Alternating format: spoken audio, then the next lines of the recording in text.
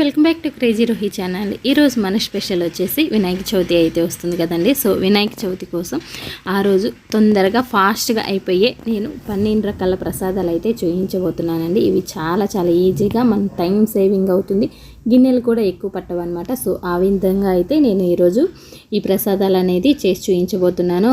కరెక్ట్గా 1.5 అవర్లో నాకు ఈ 12 రకాల రెసిపీస్ అయితే రెడీ అయిపోయినాయి. ఫస్ట్ అయితే నేను ఒక కుక్కర్ తీసుకొని దాంట్లో ఇలా ముందు రోజునైతే ఇలా శనగలు మనకేమేం కావాలో అన్నీ ముందు రోజు నైట్ రెడీగా పెట్టుకొని శనగలు అలాగా 1 కప్పు వరకు నానపెట్టి పెట్టుకున్నాను. 1.5 కప్పు వరకు వాటర్, కొంచెం సాల్ట్, నెయ్యి వేసి ఉడకపెట్టాను. ఒక 3 విజిల్స్ వస్తే మంచిగా ఉడికిపోతాయి. అవి విధులు వచ్చిన తర్వాత ఒక పాన్ పెట్టుకొని ఆయిల్ వేసుకొని తాలింపు గింజలు, ఎండుమిరపకాయ, కరివేపాకు ఇవైతే యాడ్ చేసి మనం ఉడికించి పెట్టుకున్న శనగలను ఇందులో యాడ్ చేసేసి మిక్స్ చేసేసుకొని ఒక 2 నిమిషాలు మూత పెట్టి అలా వదిలేస్తే ఆ ఫ్లేవర్స్ అన్నీ బాగా పడతాయి అన్నమాట. అప్పుడు మనం సర్వ్ చేసేసుకోవచ్చు. పైనుంచి కొంచెం కొత్తిమీర. అండ్ ఇక్కడ వచ్చేసి ఇంకొక సైడు రైస్ పెట్టేశానండి. ఒక 3 కప్స్ వరకు రైస్ ఉడికించేసాను. అందులో 3/4 వరకు తీసి ఒక పావు ఉంచి పెసరపప్పు నానపెట్టి పెట్టుకున్న పప్పుని అందులో యాడ్ చేసేసాను. మిగతా అందులో పావు వరకేమో పులిహోరకి ఆరబెట్టాను. ఇంకొక కొంచెమేమో దద్దోజనానికి పక్కన పెట్టేశాను అనమాట. ఇందులో 1 కప్పు వరకు పాలు 1 కప్పు వరకు నీళ్లు వేసి కొంచెం పించ్ ఆఫ్ సాల్ట్ వేసి పెసరపప్పు వేసి ఉడికించుకుంటున్నాను. ఉడికిన తర్వాత ఒక 3 విజిల్స్ వస్తే చాలండి. మనం గిండితో అలా తిప్పితే ఇలా మెత్తగా అయిపోతుంది అనమాట. పాలు అనేది విరగకుండా కూడా వస్తుంది, చాలా టేస్ట్గా ఉంటుంది.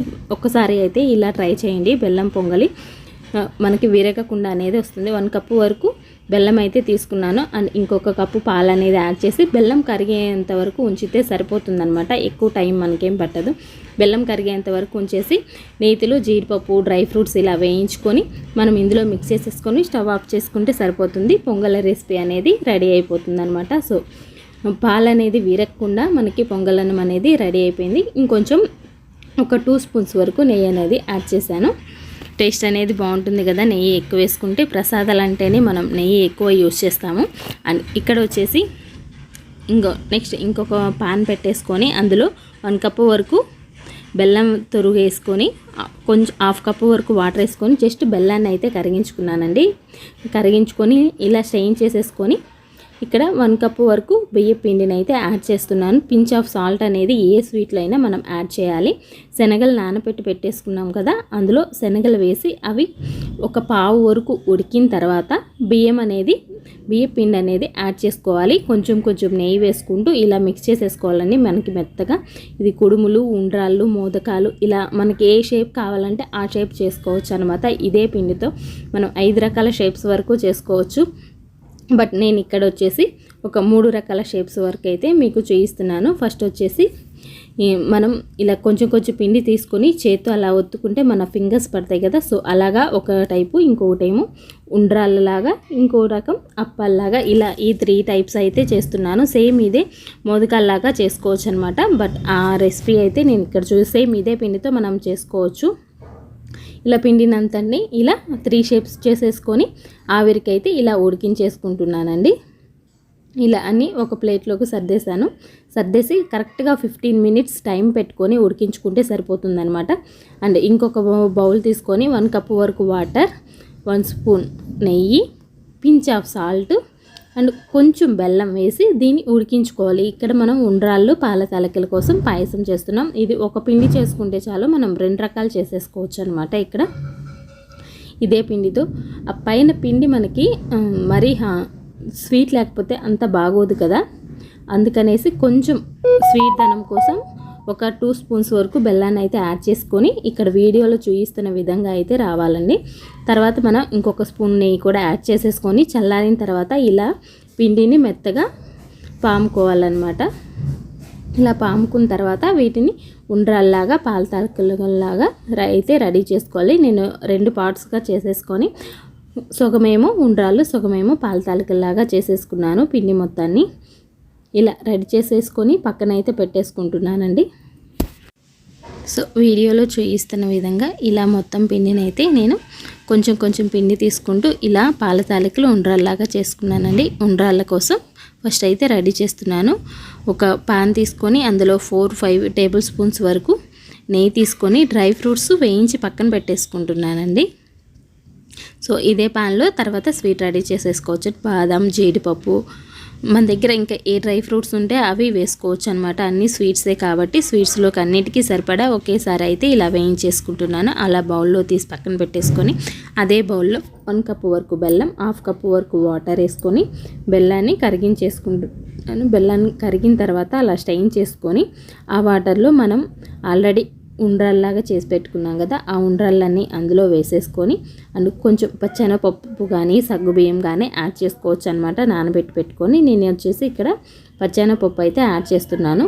ఇక్కడ పచ్చెనపప్పు ఉడికితే చాలండి, ఆ ఫ్లేవర్ అంతా అందులో పట్టేస్తుంది. అండ్ కొంచెం బియ్యం పిండి, పాలు మిక్స్ చేసి ఇందులో వేస్తే ఆ చిక్కదనం అనేది వస్తుందన్నమాట. సో అలా చిక్కగా అయిన తర్వాత లాస్ట్లో కొంచెం పాలు యాడ్ చేసేసుకొని స్టవ్ ఆఫ్ చేసేసుకుంటే సరిపోతుందనమాట. ఎమ్మీగా ఉండే ఉండ్రాళ్ళ పాయసం అయితే రెడీ అయిపోయింది. పైనుంచి కొంచెం నేతిలో వేయించుకున్న డ్రై ఫ్రూట్స్ అయితే యాడ్ చేసేస్తున్నాను. సో ఇదనమాట ఉండ్రాళ్ళ పాయసం. మనం ఆ థిక్నెస్ కోసం కార్న్ఫ్లోర్ కానీ బియ్య పిండి కానీ యూస్ చేయొచ్చు అనమాట. బియ్య పిండి యూస్ చేస్తే బాగుంటుంది ప్రసాదం కాబట్టి. నెక్స్ట్ వచ్చేసి పాల తాలికలు. ఇది పాలతో చేస్తున్నాం కదా, సో పాలు 1/2 లీటర్ వరకు పాలు ఉంచి పాల తాలికల్ని అందులో వేసి ఉడికించుకోవాలండి. ఒక 5 to 10 minutes పడుతుంది. లో ఫ్లేమ్లో పెట్టి ఉడికించుకుంటున్నాను. అండ్ బియ్యం పిండి పాలల్లో మిక్స్ చేసి వేస్తున్నాను అనమాట, చిక్కదనం రావడం కోసం అనేసి. మరీ పలుచగా ఉంటే బాగోదు కదా. దీంట్లో కూడా కావాలంటే మనం సగ్గుబియ్యం కానీ పచ్చెనపప్పు కానీ యాడ్ చేసుకోవచ్చు. అందులో ఆల్రెడీ పచ్చెనపప్పు యాడ్ చేశాను అనేసి ఇందులో అయితే ఏమీ యాడ్ చేయలేదు నేను. అండ్ బెల్లం తురుగు 1 కప్పు వరకు యాడ్ చేసేసుకున్నాను. సో ఇది వచ్చేసి మనకి రెడీ అయిపోయిందనమాట. పైనుంచి డ్రై ఫ్రూట్స్ అనేది యాడ్ చేసేసుకున్నాను. ఇక్కడ పులిహోర కోసం రెడీ చేస్తున్నాను అనమాట. పాల తాలికలు రెడీ అయిపోయింది, చాలా బాగున్నాయండి. అండ్ పులిహోర కోసం జీడిపప్పు కొంచెం 2 టేబుల్ స్పూన్స్ వరకు నెయ్యి వేసి కొంచెం జీడిపప్పు అనేది యాడ్ చేశాను. అండ్ మినప్పప్పు, పచ్చెనపప్పు ఇవి మంచిగా కలర్ వచ్చేలాగా వేగాలి మనకి. చిల్లీసు, ఎండుమిరపకాయ, కరివేపాకు, ఇలా కొంచెం ఇంగువ, కొంచెం పసుపు, అంటే పులిహోర అంటేనే మనకు మంచి కలర్ కనిపించాలి కదా, ఆ కలర్ కోసం అనేసి పసుపు అండ్ సాల్ట్, మన టేస్ట్కి సరిపడా సాల్ట్ తీసుకొని నిమ్మకాయ పులిహోర అయితే చేస్తున్నానండి. మనం ఇన్ని పిండి వంటలు చేస్తూ ఉంటాం కదా, టైం సేవ్ అవ్వాలంటే నిమ్మకాయ పులిహోర అయితే ఫాస్ట్గా అయిపోతుంది. సో అందుకనేసి నిమ్మకాయ పులిహోర చేసుకోండి. అండ్ నెక్స్ట్ ఇంకొక రెసిపీ వచ్చేసి మోదకాలు లేదంటే హాట్ కుడుములు ఉంటాయి కదా, సో ఆ హాట్ కుడుములు అయితే చేసి చూపించబోతున్నాను. 1 కప్పు వరకు వాటర్ తీసుకొని కొంచెం జీలకర్ర, ఉప్పు, పచ్చెనపప్పు నానపెట్టుకున్నాయి.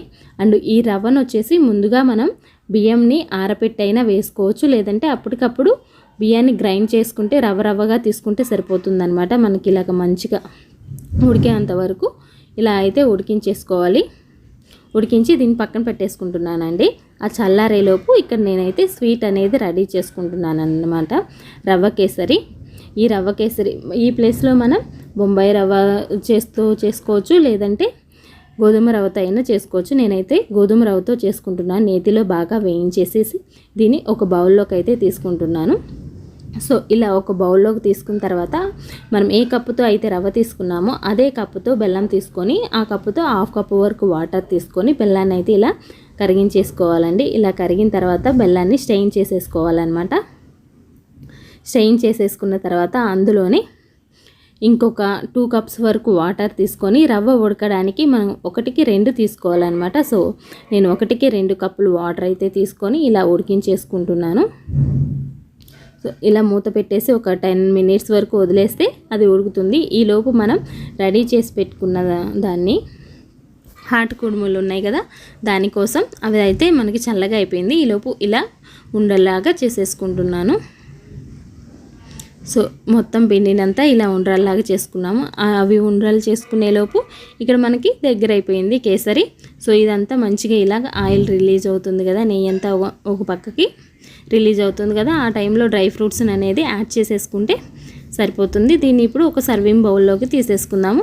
మనకి ఎమ్మీగా ఉండే కేసరి కూడా రెడీ అయిపోయిందనమాట. సో ఇలా అయితే ఒక బౌల్లోకి తీసేసుకున్నాను. నెక్స్ట్ అదే ప్యాన్లో ఇంకొక 2 టేబుల్ స్పూన్స్ వరకు నెయ్యి అయితే యాడ్ చేస్తున్నానండి. దద్దోజనానికి తాలింపు అయితే రెడీ చేస్తున్నాను. అండ్ నెయ్యి వేసేసి కొంచెం పల్లీలు అవి 1/2 వరకు వేగిన తర్వాత పచ్చెనపప్పు, మినప్పప్పు వేసి ఇవి మంచిగా కలర్ వచ్చిన తర్వాత వేగిన తర్వాత ఎండుమిర్చి, చిల్లీసు, కరివేపాకు ఇవన్నీ వేసి కొంచెం ఇంగువ కూడా వేసి, కావాలంటే ఇందులో మనం మిరియాలు కూడా యాడ్ చేసుకోవచ్చు అనమాట. మిరియాలు కూడా యాడ్ చేస్తే టేస్ట్ ఇంకా బాగుంటుంది. అండ్ మనం తీసి పెట్టుకున్న అన్నాన్ని కొంచెం గెంటితో అలా అంటే కొంచెం మెత్తగా అవుతుందన్నమాట. 1 కప్పు పెరుగు, 1 కప్పు మిల్క్ యాడ్ చేసి మనం రెడీ చేసుకున్న తాలింపుని ఇందులో వేసి మిక్స్ చేసేస్తే పెరుగన్నం రెడీ అయిపోయింది. దద్దోజనం కూడా అయిపోయింది కదా. నెక్స్ట్ వచ్చేసి గారెకి రెడీ చేస్తున్నానండి. అండ్ గారెల పిండికి ముందుగానే నానబెట్టి పెట్టేసుకొని ఇలా పిండి మనం వాటర్ ఏమి వేయకుండా పిండి అనేది గ్రైండ్ చేసిన తర్వాత సాల్ట్ వేసి పిండిని ఇలా బాగా అంటే మనకి బాగా గుల్లగా అనేది వస్తాయి అన్నమాట గారెలు అనేది. సో మనకి మసాలా గారెలు కావాలనుకుంటే గ్రైండింగ్ చేసేటప్పుడే కొంచెం అల్లం ముక్క, 2 పచ్చిమిరపకాయలు, కొంచెం కరివేపాకు వేసి ట్రై చేయండి. అలా కూడా మసాలా గారెల్లాగా చాలా బాగుంటాయి. బట్ దేవుడికి పెట్టేటప్పుడు ఆనియన్ వేయకూడదు కాబట్టి ఇలా చేయండి. నేను ఒక గిన్నెలో వాటర్లో కొంచెం పసుపు వేసుకొని ఇలా చెయ్యి తడుపుకొని వేసుకుంటానండి గారెలు మంచిగా వస్తాయి అనేసి. సో చాలా గుల్లగా టేస్ట్ కూడా చాలా బాగుంటుందన్నమాట. సో ఇలాగైతే వేసుకుంటున్నాను. డీప్ ఫ్రైకి ఎప్పుడైనా చిన్న ప్యాన్ గుంతగా ఉన్నది పెట్టుకుంటే మనకి ఈజీగా ఉంటుంది, ఎక్కువ ఆయిల్ కూడా పట్టదు. అండ్ నెక్స్ట్ వచ్చేసి గారెలు అయితే రెడీ అయిపోయినాయి కదా. సో మిగతా పిండి అంతా అలా గారెలు వేసేసుకున్నాను. అండ్ ఇక్కడ వచ్చేసి పప్పుర్నాలకి పప్పు అయితే ఉడకబెట్టేస్తున్నాను అనమాట. కొంచెం నెయ్యి, కొంచెం సాల్ట్ అనేది యాడ్ చేసేసి ఇలా ఒక 3-4 విజిల్స్ వచ్చేలాగా ఉడికించుకొని బెల్లాన్ని తురిమి పక్కన పెట్టేసుకున్నాను. అండ్ ఒక కొబ్బరి చిప్ప ఫుల్ తీసుకున్నాను. కొబ్బరిని అయితే ఇలా గ్రైండ్ చేసి పెట్టేసుకొని పప్పు ఉడికింది కదా, వాటర్ అంతా ఇలా అయితే స్టెయిన్ చేసేసుకొని ఈ పప్పుతో మనం బొబ్బట్లు అండ్ పప్పుర్నాలు అయితే రెడీ చేస్తున్నాము. 1.5 కప్పు వరకు తీసుకున్నానండి పప్పు. సో 1.5 కప్కి 1.5 కప్పు బెల్లం తీసుకొని కొంచెం వాటర్ వేసి ఇలా కరిగించుకొని స్టెయిన్ చేసేసుకున్నాను. మనం గ్రైండ్ చేసుకున్నాం ఆ పప్పును మెదుపుకోవచ్చు, లేదంటే గ్రైండ్ చేసేసుకోవచ్చు అనమాట. మనం గ్రైండ్ చేసేసుకొని నేను మెత్తగా ఇలా పాకంలో బెల్లం కరిగిన దాంట్లో వేసేసి ఇలా దగ్గరగా అయితే రానిస్తున్నాను, వాటర్ ఏం లేకుండా. ఆ తర్వాత అందులోనే మనం కరిగించిన కొబ్బరి తురుము, యాలకుల్ని 2 దంచి అలా అయితే యాడ్ చేసేసి ఇలా ఆరేంత వరకు ఒక పక్కన అయితే ఉంచేసుకున్నాను. ఆరిన తర్వాత ఇలా బాల్ లాగా కొన్ని చేసి పక్కన పెట్టేసుకున్నాను అనమాట. సో అన్నీ ఇలా ఉండల్లాగా చేసి పక్కన పెట్టేసుకున్నాను. దీనికోసం నేను దోసపిండి యూస్ చేస్తున్నాను అనమాట. దోసపిండి మనకి వేలు ముంచితే బజ్జీ పిండి ఎలా ఉంటుంది సేమ్ అలా రెడీ చేసుకుంటే సరిపోతుంది, అలా వేలు కంటుకుంటే సరిపోతుంది అనమాట. చూసారా ఆయిల్ కూడా మంచిగా కాలిపోయింది, మంచిగా చేతి నుంచి వచ్చేస్తుంది. ఇలా చేసుకుంటే మనం పూర్ణం కూడా బయటికి రాకుండా ఉంటుంది, పప్పు అనేది పూర్ణం నుంచి. సో ఇలాగ ట్రై చేయండి ఈసారి పప్పుర్నాలు చేసేటప్పుడు, చాలా టేస్టీగా అండ్ బాగుంటాయి. నెయ్యి కూడా నేను బాగా ఎక్కువ యూజ్ చేసుకున్నాను, కొబ్బరి కూడా ఎక్కువ యూజ్ చేశాను అనమాట. మనం పచ్చి కొబ్బరి ప్లేస్లో ఎండు కొబ్బరి అయినా యూజ్ చేసుకోవచ్చు. నేనైతే పచ్చి కొబ్బరిని అయితే యాడ్ చేశాను. టేస్ట్ అనేది చాలా చాలా బాగుంటుంది. సో ఇలా కొన్ని పూర్ణాలను అయితే యాడ్ చేసుకొని మంచి బ్రౌన్ కలర్ వచ్చేలాగా హై టు లో ఫ్లేమ్లో అడ్జస్ట్ చేసుకుంటూ మనం వేయించుకోవాలి. సో మనం వేసిన వెంటనే కూడా టర్న్ చేయకూడదండి, కొంచెం సేపటికి తర్వాత టర్న్ చేయాలి, లేదంటే ఆ పిండి అనేది పక్కకు వచ్చేస్తుంది అనమాట. సో ఇలాగా మంచిగా అయితే చేసుకొని మంచి కలర్ వచ్చేలాగా మనం తీసి పక్కన పెట్టుకోవాలి. నెక్స్ట్ వచ్చేసి మనం భక్షాలను అయితే రెడీ చేసుకుందాము. భక్షాల కోసం ఒక 2 కప్స్ వరకు గోధుమ పిండి, కొంచెం సాల్ట్ అండ్ నెయ్యి ఒక 2-3 టేబుల్ స్పూన్స్ వరకు తీసుకొని 1 కప్పు వరకు అవి మొత్తం మంచిగా మిక్స్ చేసేసుకొని పిండిలో ఇలా మొత్తం అలాగా మంచిగా మిక్స్ చేసుకొని 1 కప్పు వాటర్ తీసుకొని వేసేస్తే సరిపోతుందండి. పర్ఫెక్ట్గా సరిపోతాయి అన్నమాట. మనం ఇంకా వాటర్ ఏం కూడా యాడ్ చేయాల్సిన అవసరం లేదు. దీనికోసం నేనైతే గోధుమ పిండిని తీసుకున్నాను, మైదా అయినా తీసుకోవచ్చు. గోధుమ పిండి అంటే కొంచెం హెల్దీ కాబట్టి అందుకనేసి నేను గోధుమ పిండిని తీసుకొని ఇలా మంచిగా మిక్స్ చేసేసుకొని మధ్య మధ్యలో ఇంకొంచెం నెయ్యి కూడా యాడ్ చేస్తూ ఇలా పిండి మొత్తం మంచిగా కలుపుకొని లాస్ట్లో పిండి అంతా కలిపిన తర్వాత కొంచెం నెయ్యి వేసి మిక్స్ చేసేసి మూత పెట్టి ఒక 1/2 అవర్ వరకు పక్కన ఉంచేసేయాలండి. ఇలా పక్కన పెట్టేసుకొని ఈలోపు మనం రెడీ చేసి పెట్టుకున్నాం కదా ఆల్రెడీ బొబ్బట్ల కోసం పిండి, ఆ పిండిని ఉండల్లాగా చేసి పెట్టేసుకోవాలన్నమాట. ఇలా చిన్న చిన్న బాల్స్ చేసుకుంటూ దాన్ని అలా హోల్డ్ చేస్తూ వీడియోలో చూపిస్తున్న విధంగా చేసేసి మనం వీటిని చేతితో నెమ్మదిగా ప్రెస్ చేసేసుకుంటే సరిపోతుందండి.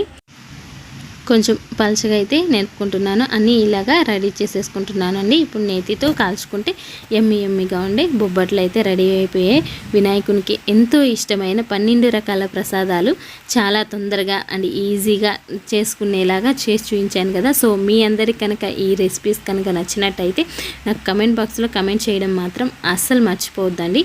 సో ఇలా పాన్కి కొంచెం నెయ్యి రాసుకొని అందులోనే మనం వెంటనే టర్న్ చేయకుండా కొంచెం కాలిన తర్వాత సిమ్లో పెట్టి కాల్చుకోండి. టేస్ట్ మాత్రం చాలా బాగుంటుంది. హైలో పెట్టి కాల్చుకోవద్దు. ఇలా ఒక సైడ్ కాలిన తర్వాత ఇంకో సైడ్ టర్న్ చేసుకోండి. అండ్ నెయ్యి కొంచెం యాడ్ చేస్తూ ఉండండి. టర్న్ చేసినప్పుడు నేతి బొబ్బట్లు చాలా బాగుంటాయి అన్నమాట. హెల్త్ కాన్షియస్ చూసుకునేవారు, డైట్ ఫాలో అయ్యే వాళ్ళు అయితే నెయ్యి కొంచెం తక్కువ యూస్ చేసుకోండి. బట్ నెయ్యి ఫ్యాట్ అంటారు కానీ నెయ్యి ఫ్యాట్ అస్సలు కాదండి. నెయ్యి ఎంతైనా తినొచ్చు, ఎంత చక్కగా అయినా తినొచ్చు అనమాట. సో దానివల్ల ఫ్యాట్ ఏం ఉండదు. చక్కగా తినేయండి నెయ్యి మాత్రం. నేనైతే ఫుల్ తింటాను. ఇలా అయితే బొబ్బట్లు మంచిగా రెడీ అయిపోయాయి. సో దేవుడి ప్రసాదాలన్నీ రెడీ అయిపోయినాయి కదా. సో మీ అందరు కనుక వీడియో నచ్చినట్లయితే లైక్ చేయండి, షేర్ చేయండి అండ్ కామెంట్ చేయండి. ఫస్ట్ టైం కనుక చూస్తున్నట్లయితే సబ్స్క్రైబ్ చేయడం మాత్రం అస్సలు మర్చిపోవద్దు. Thank you for watching video. Bye.